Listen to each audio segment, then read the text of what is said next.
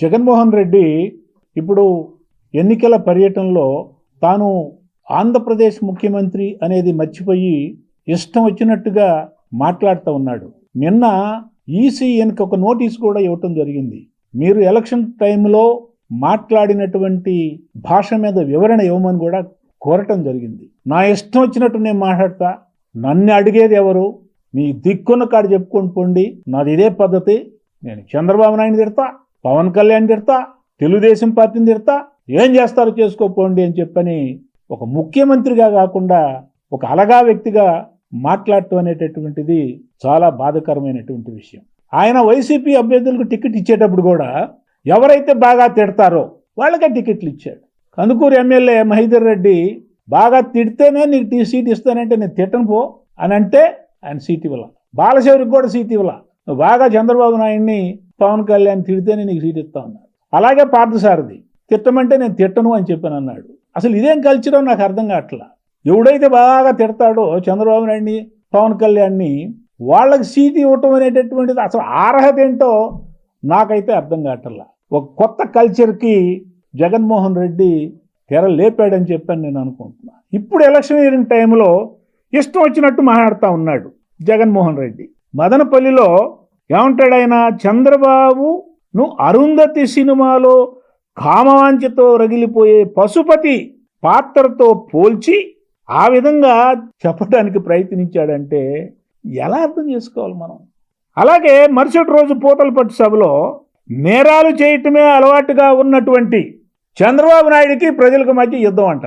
చంద్రబాబు నాయుడు గారికి జగన్మోహన్ రెడ్డికి మధ్య యుద్ధం కాదు, కాబట్టి చంద్రబాబు నాయుడికి ప్రజలకు మధ్య యుద్ధం అంట. అంటే చంద్రబాబు నాయుడికి ప్రజలకి మధ్య వివాదం ఉన్నట్టుగా కావాలని చెప్పని ఒక అలగా మనిషి మాట్లాడుతున్నట్టుగా నాకైతే అర్థమైంది. అలాగే చంద్రబాబు నాయుడు గారు అనే చంద్రముఖిని పెట్టెలో బిగించి మళ్ళీ లకలక అంటూ మన రక్తం తాగేందుకు రాకుండా జాగ్రత్త పడాల్సినటువంటి సమయం వచ్చిందని చెప్పని ఈ అయ్యగారు సెలవు ఇవ్వటం జరుగుతూ ఉంది. ఎంత దుర్మార్గం అండి.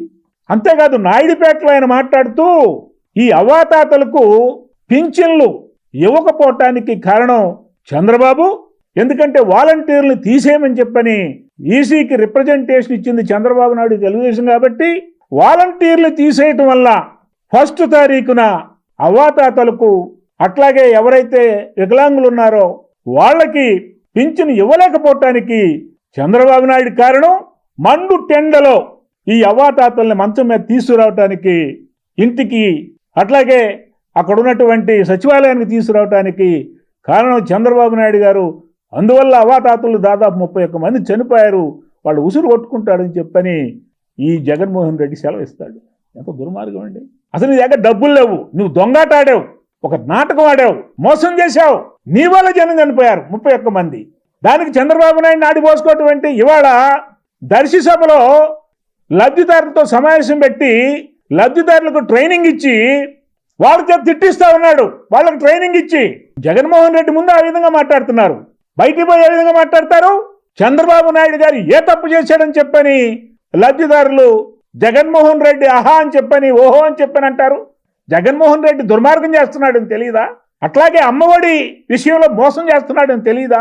ఇసుక మాఫీ గురించి వాళ్ళకి తెలియదా? రోడ్లు వేయటం లేదు అనేటటువంటి విషయం వాళ్ళకి తెలియదా? జగన్మోహన్ రెడ్డి వాళ్ళ బాబాయిని చంపాడనేటటువంటి విషయం వాళ్ళకి తెలియదా?